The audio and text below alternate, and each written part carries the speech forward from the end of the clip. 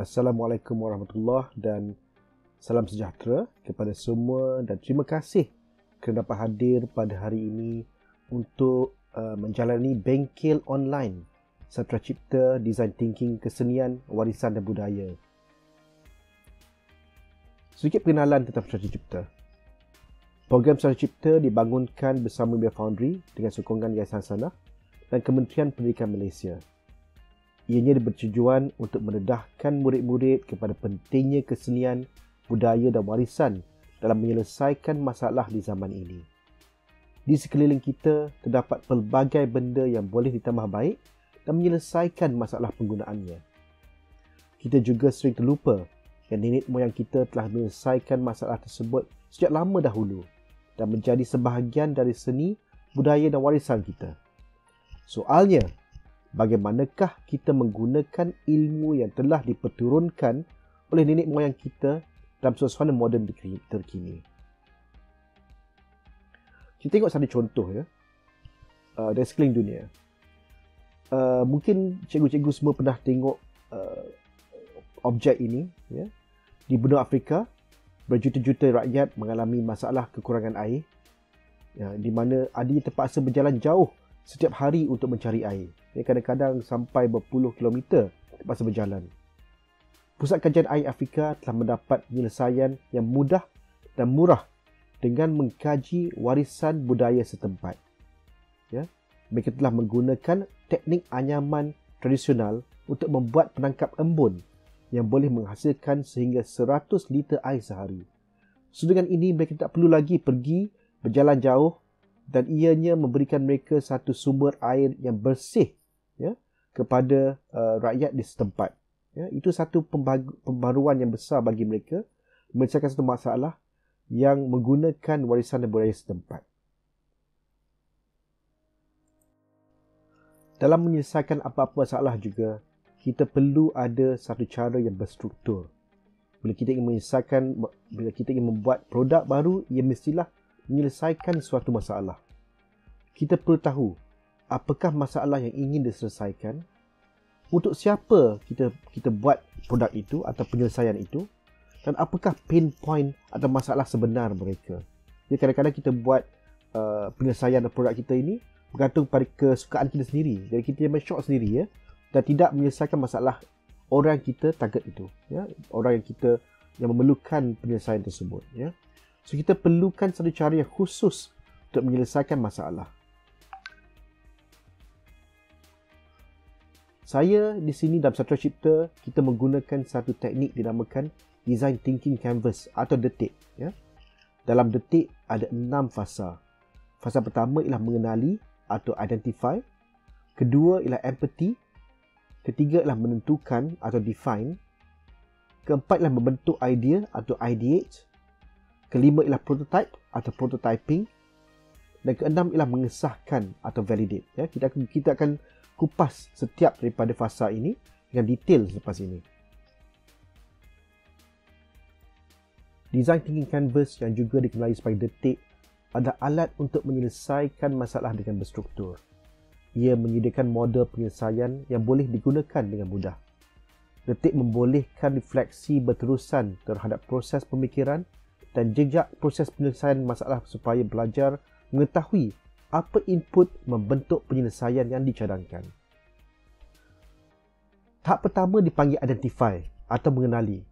Melepasti dan menyinaraikan dalam tahap identify ialah masalah yang perlu diselesaikan, siapa yang kita menyelesaikannya untuk atau kumpulan sasaran kita, dan ketiga, apakah ciri-ciri kumpulan sasaran atau profil kumpulan sasaran tersebut. Pada tahap kedua dipanggil empathize ya.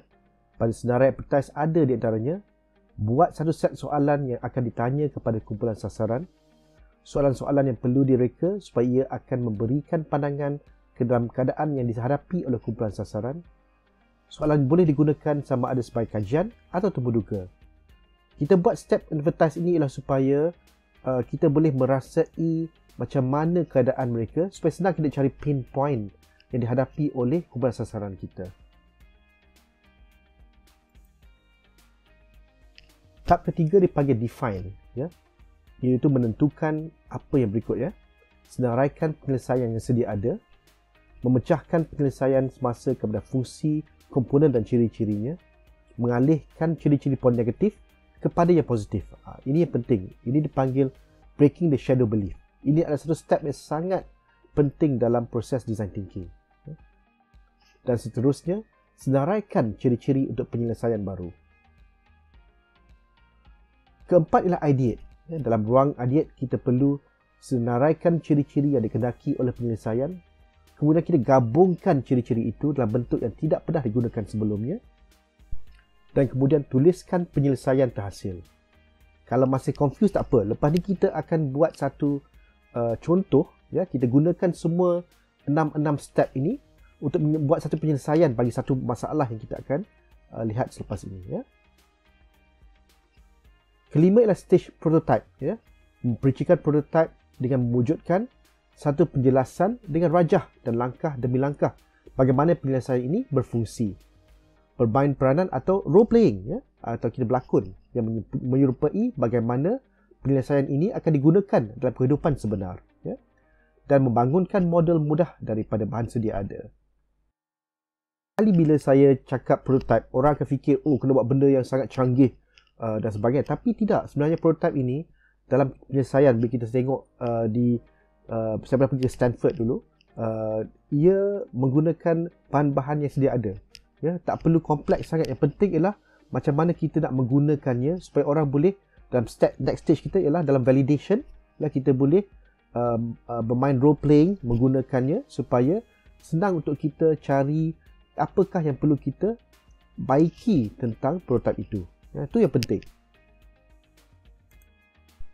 Langkah terakhir dalam design thinking ialah validation, ya, validate, atau mengesahkan prototype dengan menjalankan ujian. Ujian ni ialah kita pergi berjumpa dengan kumpulan sasaran, biarkan mereka menggunakannya dan ambil nota mana yang perlu dibaiki.